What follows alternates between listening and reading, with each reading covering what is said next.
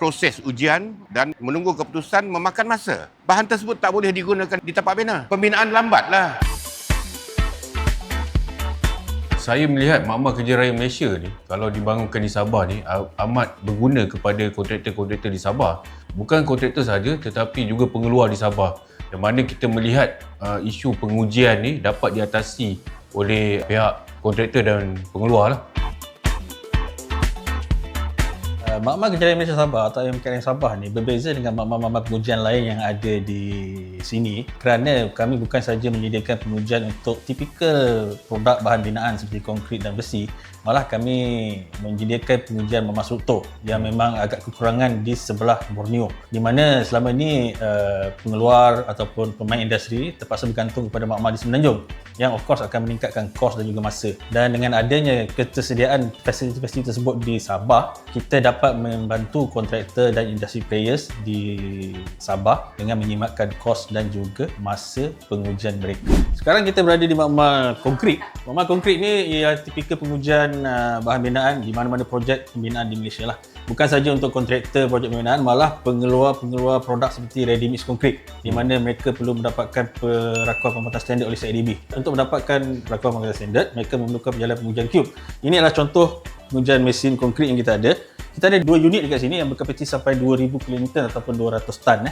Dekat sini, kalau tuan tengok dekat sini, ialah contoh cube yang kita jalan yang telah diuji. Selain daripada cube, kita juga boleh menjalankan ujian untuk flexural dan juga sampel simen mortar.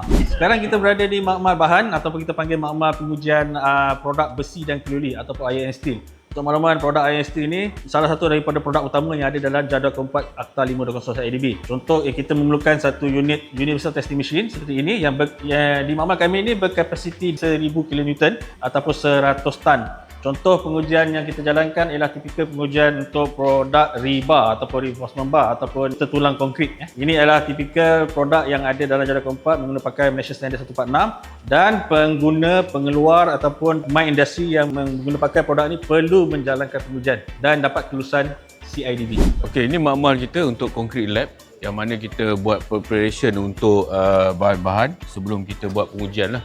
Ini dia punya peralatan, kita ada curing machine dan sebagainya lah. Okey, manakala untuk bilik ni adalah untuk pengujian bagi corrosion. So corrosion machine ni kita gunakan untuk test corrosion, especially untuk berkaitan dengan steel lah.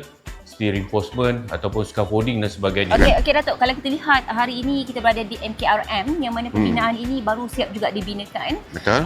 Mungkin berapa kos yang telah ditetapkan untuk membina makmal MKRM di Sabah ini? Alright. Makmal ini baru siap pada tahun ini dan dengan kos berjumlah 19.4 juta peruntukan daripada kerajaan. Tujuan makmal ini dibina adalah untuk menampung keperluan mengadakan ujian ke atas bahan dan struktur yang ada dari negeri Sabah. Ujian-ujian ke atas bahan-bahan binaan seperti besi, simen, batu, pasir dan sebagainya adalah supaya mempercepatkan lagi proses kelulusan ke atas bahan-bahan ini sebelum digunakan dalam industri pembinaan.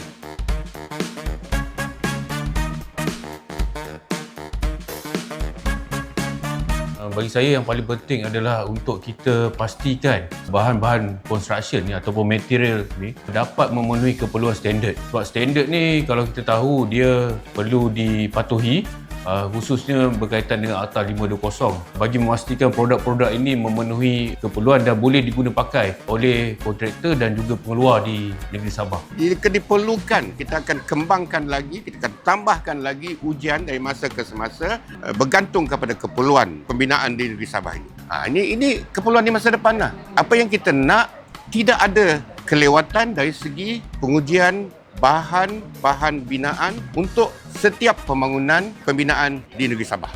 Kita nak pastikan tidak ada kelewatan. Jadi kita nak pastikan semua pembangunan dan pembinaan berjalan dengan lancar. Jadi kita facilitate, kita membantu industri pembinaan di Sabah. Alright? Sabah? Sabah bah. Sabah bah itu.